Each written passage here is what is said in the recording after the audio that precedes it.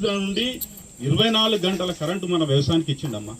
అంటే ఏ వ్యక్తి కూడా ఆలోచించలేదు రైతుల గురించి. అంత మంచిగా ఆలోచన చేసి కేసీఆర్ సార్ మనకు చేసింది కాబట్టి ఇవాళ నిమ్మలంగా వ్యవసాయం పండుగ మనం చేసుకుంటున్నాం.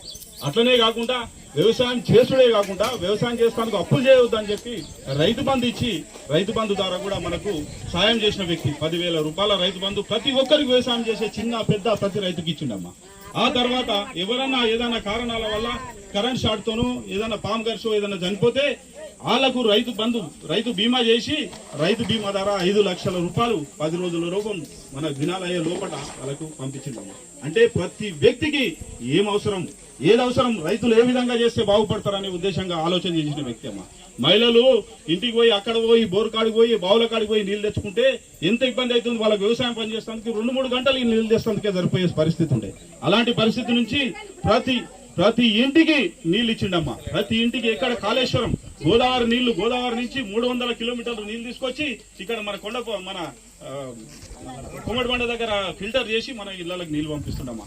ఒక్క ఇంటికి కూడా నీళ్ళకి ఇబ్బంది లేకుండా చేస్తుండే. అంత మంచిగా చేసిన కేసీఆర్ ను ఏదో మనం ఓడగొట్టలే. మన గజ్వేల్ నియోజకవర్గంలో మా గజ్వేల్ అందరూ అన్నదమ్ములందరూ ప్రతి ఒక్కరు మంచిగా మన కేసీఆర్ కొట్టేసినాం. కానీ మన చుట్టుపక్కల పరిసరాల ప్రాంతాలలో వాళ్ళు ఏదో కాంగ్రెస్ వాళ్ళు 2,000 పింఛను 4,000 చేస్తాము, 10,000 రైతు బంధును 20,000 15,000 చేస్తాం అన్ని దొంగ మాటలు చెప్పింది. ఈ మాటలు నమ్మి వాళ్ళు మోసపోయి కూడా ఇప్పుడు వాళ్ళు ఏమంటారంటే మేము తప్పు చేసినాం, ఇలాంటి తప్పు మళ్ళీ చేయొద్దు, చేస్తే మళ్ళీ కేసీఆర్ లాంటి నాయకులు మనం ఓడగొట్టుకుంటే రాబోయే రోజుల్లో తెలంగాణకు విపరీతమైన అన్యాయం జరుగుతుంది. తెలంగాణ గురించి మాట్లాడేటోడు ఉండడు, తెలంగాణ గురించి ఏదైనా బయట నుంచి తెచ్చే నిధులను తెచ్చేటోడు ఉండడు. అందుకే కాబట్టి ప్రతి అక్క చెల్లెని ప్రతి ఒక్కరు మనం ఆలోచన చేయాలి. ఈ రోజు పార్లమెంటు సభ్యుడు మనము ఇట్లా కేసీఆర్ ఓడగొట్టిండ్రు, అయినా మన ఎమ్మెల్యేలు ఉన్నారు, మన కేసీఆర్ సార్ ఉన్నాడు, ఈ అసెంబ్లీలో మాట్లాడుతున్నాడు. ఇప్పుడు నిలబడ్డ వ్యక్తి పార్లమెంట్ లో నిలబడ్డ వ్యక్తి. పార్లమెంట్ అంటే దేశ రాజకీయాలలో ఉంటాడు. ఈ వ్యక్తి మన తెలంగాణ గురించి మాట్లాడాలి, మన మెదక్ గురించి. మన మెదక్లో ఈ సమస్యలు ఉన్నాయి, మన తూప్రాన్లో ఈ సమస్యలు ఉన్నాయి. ఈ సమస్యలను మాట్లాడగలగాలంటే ఖచ్చితంగా ఒక పార్లమెంటు సభ్యుడు మంచి మేధావి, కలెక్టర్.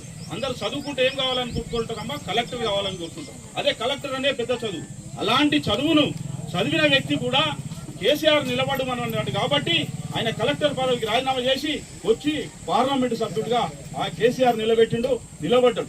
మంచి గొప్ప వ్యక్తి ఆయన. స్వతహాగా కొన్ని ఫ్యాక్టరీలు ఉన్నాయి, పెద్ద ఎత్తున కోటీశ్వరుడు ఆయనకు ఎలాంటి ఇబ్బందులు లేవు. అంత గొప్ప మనిషి. ఆయన ఏం చేస్తుండు, ఆయన సొంత డబ్బులు ఆయన కుటుంబం నుంచి తీసి కూడా 100 కోట్లు పెట్టి పిల్లలకు విద్యకు ఏ రకంగా ఉద్యోగాలు సంపాదిస్తాను కానీ, కాంపిటీషన్ ఎగ్జామ్స్ సంపాదిస్తాను కానీ, వాటన్నిటి కోసం ప్రతి ఒక్కరికి సహాయపడాలనే ఉద్దేశంతో చేస్తున్న వ్యక్తి మేము. అలాంటి వ్యక్తిని, ఒక మంచి వ్యక్తిని కేసీఆర్ ఇలా మనకు నిలబెట్టిండు కాబట్టి ప్రతి ఒక్కరం మనం కారు గుర్తు కోటేయాలి. కారు గుర్తు కోటేసి వచ్చే 13 తారీఖు నాడు చూపెట్టాలి మన గజ్వేల్ నియోజకవర్గం. కేసీఆర్ నియోజకవర్గంలో మేమంతా కేసీఆర్ అనుకున్నాం, మేమంతా కేసీఆర్ పార్టీ, మేమంతా కేసీఆర్ చేసిన కష్టం మాకు తెలుసు. కేసీఆర్ మన నియోజకవర్గాన్ని ఎంతవరకు తీసుకుపోయారు, తెలంగాణకి ఎంత మంచిగా కాబట్టి ఒక వ్యక్తి మనం ఆలోచన చేసి కేసీఆర్కి ఓటేయాలి, కారు గుర్తు ఓటేయాలి. అక్క జిల్లాలందరికీ పేరు అవసరమని